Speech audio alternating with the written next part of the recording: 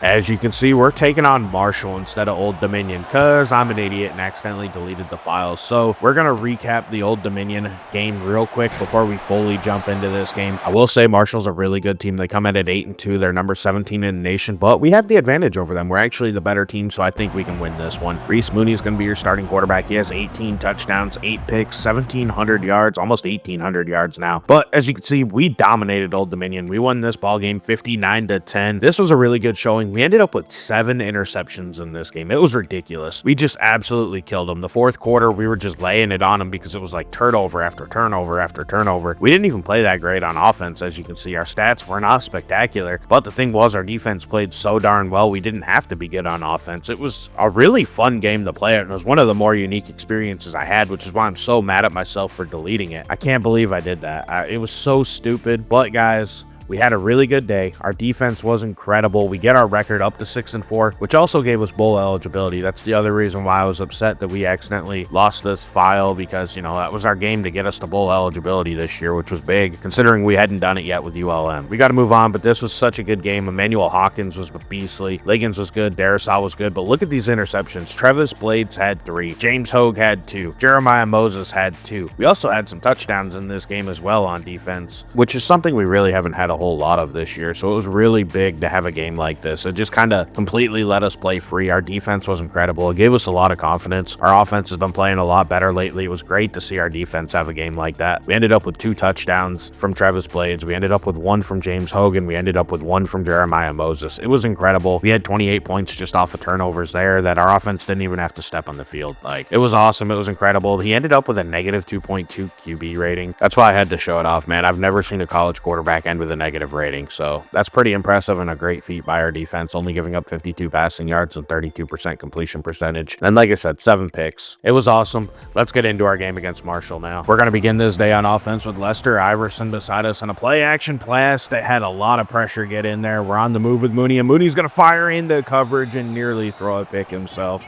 That could have been a big disaster there to open up our day. 2nd and 10 going underneath. That's an easy completion to Andy Spears, and he's going to get a first down all the way out to like the 38-yard line. Big play for the offense here, as we're going to get bottled up in the backfield and end up losing 3. Back to Iverson on the ground on the next play, and that is a nice run. He's going to pick up 11. Bring it up 3rd, down and 2. It's pretty manageable. That's an easy conversion. If we hit this pass and we miss it, man, we had him wide open. Just a bad throw. It is what it is. Marshall's going to take over here. Hopefully we can stop him. It's going to be 2nd and 10 following that incompletion. They're in the gun, using some motion here, and it's a play action. And look at that blitz right up the middle. That's DeMarcus Liggins getting the sack. Big play by our defense here, backing them up all the way to 3rd and 17 here as they're on the move, going underneath.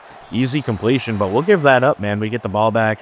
Nothing happened there. We're going to go back to our ground game here. And look at that spin move by Lester Iverson. That gets him out to the 50, down to the 40. He spins again all the way down to the 36-yard line. What a play and what a carry by Lester Iverson. He earned a rest after that one as we go to Folk on the ground for the next one. It's a short 1-yard carry. Iverson back in here, and we're going to go right back to him following that carry. Let's see if he can make anything magical happen here. And unfortunately, he couldn't, but that was still a first down. Big pickup. He's already got 50 yards rushing here as Mooney's feeling pressure on the move, chucking it down the field. That's a big pass to Brian Perez, who gets into the end zone. Touchdown, Warhawks. We're going to take a 7-0 lead over the Thundering Herd here in this one. What a big play by our quarterback, feeling that pressure, being able to roll out and get a completion. And look at what our defense does on the very next play. It's Travis Blades continuing his hot streak, getting his 4th interception in the last 2 games right there. Now let's see if we can answer as Mooney's dropping back. He does not need to drop so far back, as that's a bad throw. I don't know why he keeps going back. He needs to step up in the pocket. Either way, let's get to the ground game. Lester Iverson with a nice spin, picking up 5. Bring it up 3rd and manageable as we're going to go to Basley, and that did not work out at all. That is going to end up making us settle for like a 35-ish yard field goal, I want to say. Either way, Brian Choice drills it, and we end up taking a 10-0 lead here. Now let's see if our defense can keep up their hot streak as they go to the ground game, and that's a nice tackle right there. Travis Blades cutting him down. Back to the ground game again, and we have another great tackle. Our defense is hot to start this day. That was Emmanuel Hawkins. 3rd and 9, feeling pressure, and that's a good pass. And we can't knock it out. I thought for a second there Gregory Jim was able to knock it free. However, it's Emmanuel Hawkins again getting another TFL, bringing up 2nd and 13 as they go back to the ground game. And look at that play by Iosu. He pushes the guard back into the running back and then makes the play to drop him for a loss. It's going to be 3rd and 15 as they chuck it deep, and that's going to be intercepted by Cole Hicks. You've got to be kidding me, man. We've had 9 interceptions in the last 2 games. Our hot streak is carried over into this one. Now let's see if our offense can keep piling it on here as we go to the ground game. That's going to be pretty much nothing there for Lester Iverson. That's going to happen from time to time. Mooney looking to pass here, 2nd and 10. He has an open receiver. That's Caleb Gross on the sideline. 1st down, Warhawks. We're going to spread it out wide here, and we're going to go to the air raid offense, it looks like, on this drive as we go to Basley underneath, bringing up 3rd and 4, and we decide to go to the RPO bubble here, and that's going to be Basley getting the 1st down. That's all we care about. He has 2 catches for 12 yards today. Iverson's going to go out wide, and again, we're going to leave Mooney by himself in the backfield to operate. Let's see what he can do. He goes underneath quickly. Basley with another reception and another 1st down. Look at that spin move. Joe Basley had a really, really nice play there as we take a shot, and that should have been picked. There was like quadruple coverage there.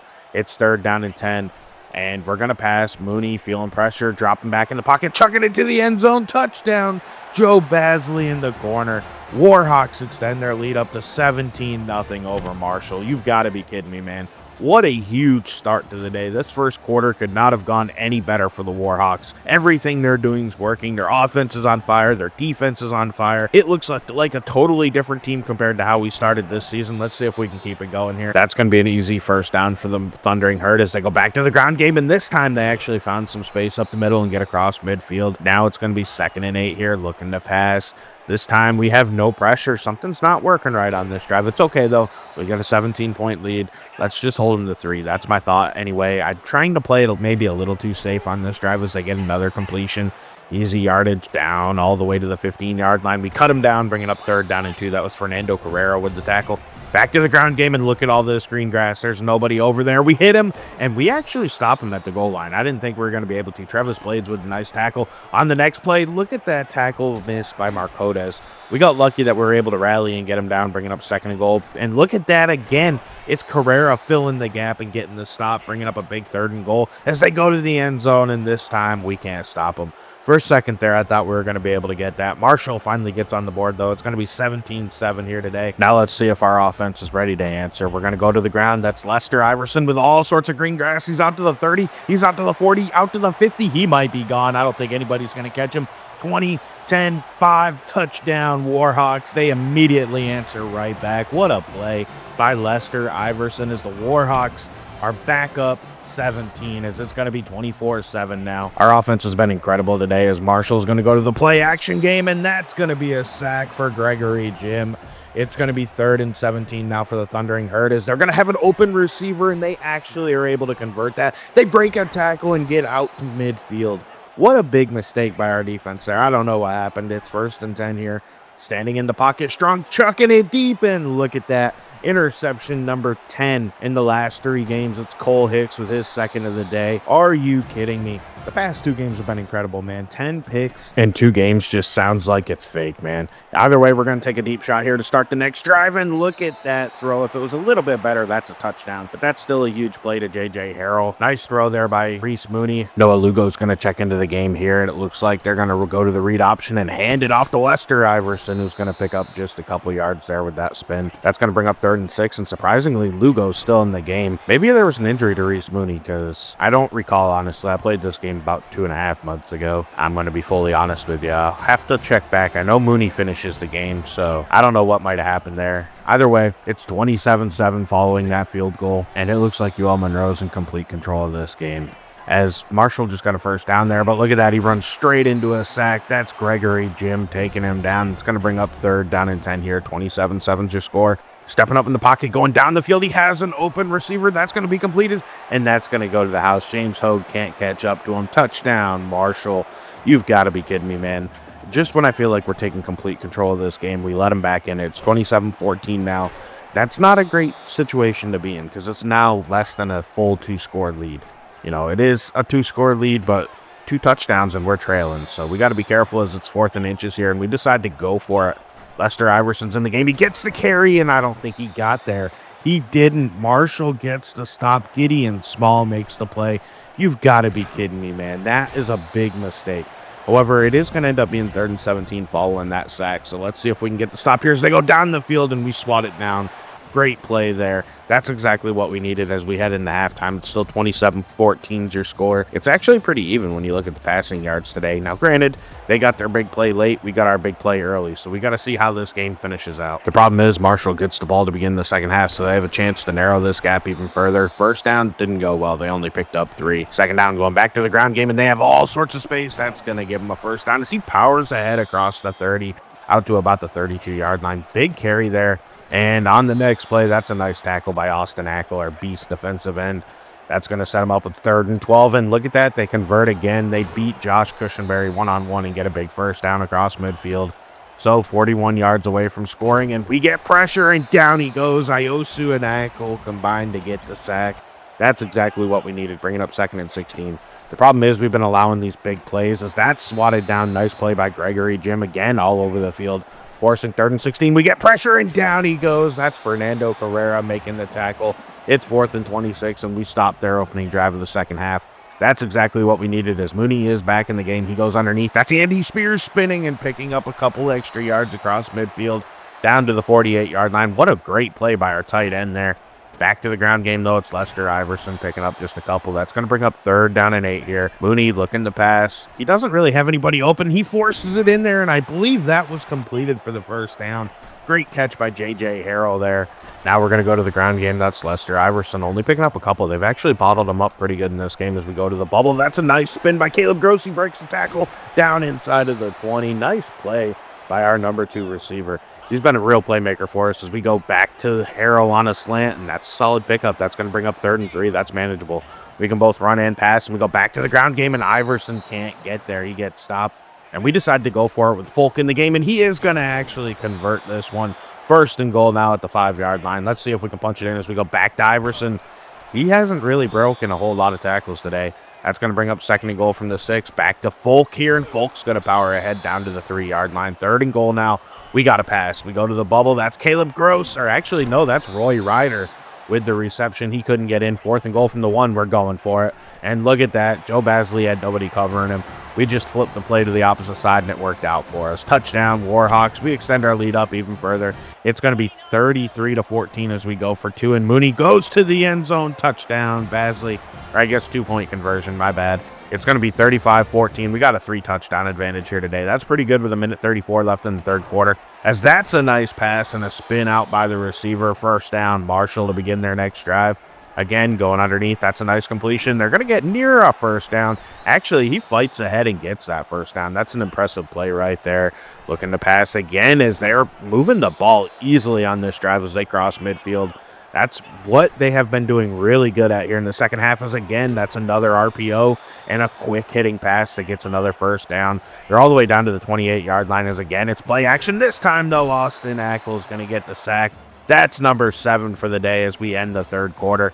We have been incredible on defense. Now we got to see if we keep it up. This last drive has been a little concerning. They've been able to move the ball pretty well here. 3rd down and 9, though, to begin the 4th. Let's see if we can stop him. He steps up in the pocket, and look at that. He has a wide open running back out of the backfield. Big first down all the way to the 2. It's going to be 1st and goal now. Let's see if they can punch it in. We need to stop him as we get pressured in there, but he gets pushed across. That was kind of a mistake there. Hawkins pushed him, and he went into the end zone. Either way, we still got 2-score advantage. It's 35-21 here with about 10 minutes left in the game as we're going to get a first down there to Brian Perez to open up our next drive. Back to the ground game. Iverson's bottled up. Now, he is feeling some pain. You can see here, again, he's beat up pretty badly. We kind of should get him out of the game, and that's what we do. We bring in Cam Munnerlin to get a few carries and see if he's able to revitalize this offense a little bit. As you can see, that was a nice run, bringing it to 3rd and 4. We decided to go back to the ground game. Don't love the call looking back as it didn't work and we lost a yard. Probably should have passed it there and been a little more aggressive, but I thought we had control of this game, so why would I worry about it, right? Problem is, Marshall's moving the ball here lately. They get another quick first down, looking to pass again. They go down the field, easy first down. Once again, they're across midfield already. So now I'm really starting to regret that decision and not be more aggressive. There's still 7.5 minutes left in this game, so they got plenty of time. Look at that throw. I don't know how he did that, man. That he was on the move. It was just perfectly placed in there. It was a nice play. Another first down for the Thundering Herd. And look at that again, right back to the tight end for another first down. we might be in trouble here, as I'm starting to get a little worried as the QB gets on the move, and this time it's going to be Iosu getting the sack and wrapping him up. That's going to bring up a 3rd and 13 here for the Thundering Herd. Let's see if our defense can get a stop. They go to the end zone and interception. Look at that, Jeremiah Moses. That's 11 picks in the last 2 games. You've got to be kidding me. I don't know what our defense is doing, but it's working. Cam Bunnerlin gets the carry, and he didn't really have anywhere to go there. So 2nd and 10, we spread him out. Mooney, oh man, that was risky. I didn't even see him. I got to be honest with you there. Brian Perez didn't have a shot as Mooney again goes into tight coverage, but J.J. Harrell comes down with it. 1st down, Warhawks. Back to Bunnerlin. He finds not a lot of space on the ground. You can see the gaps. He just doesn't hit them quite quick enough. I don't know if that's because he's young or he's a little less athletic than what we have in Lester Iverson.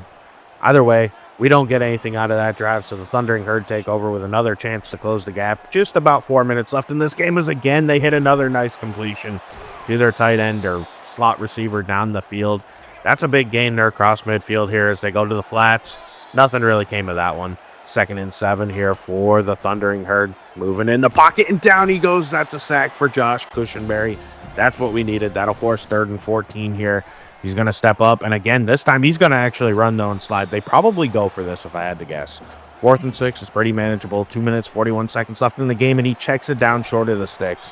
Bad idea. Great stop, though, by our defense. So let's see if we can close it out. Reese Mooney playing quarterback here, and he's actually running the speed option to Munnerlin, who's down to the 40. He spins, and he goes down at like the 33-yard line. Big play for the Warhawks. One more play before the 2-minute timeout, and I think we're going to be able to close this one out. All we got to do here is use the Thundering Herd's timeouts as Munnerlin gets a carry, and he gets a 1st down. That's a nice run. This game's probably over, to be honest with you. But we just got to make sure we use up them timeouts, and then we can call it. Back to Munnerlin on the ground. This time, Munnerlin, nice carry. He didn't cover the ball up, though. He probably should have there. 2 timeouts are used. One last carry for Munnerlin. That's the final timeout. It's 3rd and 5. A 1st down here wraps this game up. Either way, Marshall is out of timeouts, though. So it's actually Philip Spain in the game, and he can't quite get the 1st down. We decide to go for it. We're far enough ahead where I feel pretty good about just closing it up, and that's what we do. 1st down, Spain. This game's over. Mooney's going to take a knee. 35-21 is going to be your final. ULM goes up to 7-4 on the season. That's incredible considering where we were at to begin this season. I mean, things were a real struggle at times for us. And until we got Reese Mooney out there and established at quarterback, I really didn't even think we were going to be bowl eligible. He had another good game today. Our offense was rolling. We had almost 500 yards. Our defense was incredible. We gave up a lot of yards, but I'm not too concerned about that because we were able to again force turnovers. Now, you can't live off of turnovers, but 4 more picks in this game. Are you kidding me? I'm so proud of the way this team played. Reese Mooney was really good. Like I said, 19 of 31, 274 yards, 3 touchdowns. What can you complain about with that? And Iverson, he was good. 19 for 151, 7.9 yards a carry and a touchdown.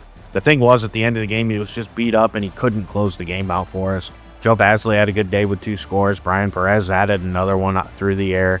On defense, man, I'm so proud of these guys. Gregory Jim was all over the field with 12 tackles. Fernando Carrera had 11, 8 for Travis Blade, 7 for Jeremiah Moses, 4 TFLs for Ackle, 4 for Carrera, 3 for IOC, 2 for Jim, 2 for Hawkins. I mean, we were all over the field. We had so many different sacks. Carrera and Jim each had 2, 1.5 for IOSU. Liggins had 1. We had a bunch of guys making plays. 2 more picks for Hicks on the season. Moses had 1. Blades had 1. I mean, what can you say about our defense besides, man, they are on fire right now, and I feel really good about this team. I hope that we're able to finish hot the rest of the way. We might be able to backdoor our way into the conference championship, which is exactly what I'm hoping for. I think if we can get in there, that's a big goal of mine I want to accomplish. And if we can do that, honestly, we may move on from ULM to a bigger job. I'm not sure if we're going to take another job in this series or if we're just going to wrap up our career at ULM. But it is the Jsi Wint Carousel Dynasty, so I want to make sure that I'm doing the best for Coach Jsi Wint's career. We don't talk about him enough. I didn't build his character out enough. My mistake there, but I want to make sure we're really doing well by him. We landed a couple more commitments in strong safety and a defensive end. That's big news for us, some big gets. We got the Sunbelt Defensive Player of the Week in Fernando Carrera. He was all over the field. He also was able to secure the National Defensive Player of the Week, which is really awesome. Griggs and Watford were the 2 commits. They're both 3 stars. They're guys that I hope we're able to build around going into the future. We redistributed our points a little bit, and next up is our rival, the Louisiana Lafayette Raging Cajuns. If we win this game and we get a loss by, I forget who the team is. It's been so long since I played this series. I'm sorry about that. But if we get a loss by them and we beat the Cajuns, we're into the conference championship game. So that's our goal here today, and I hope we're able to do it. Either way, I'm LDJ11. I want to thank you for watching. Please like and subscribe. We got a tough one coming up to finish up our regular season. Let's see if we can get our 8th victory. I want to thank you for watching. Have a great day. I'll see you in the next one. I'm out.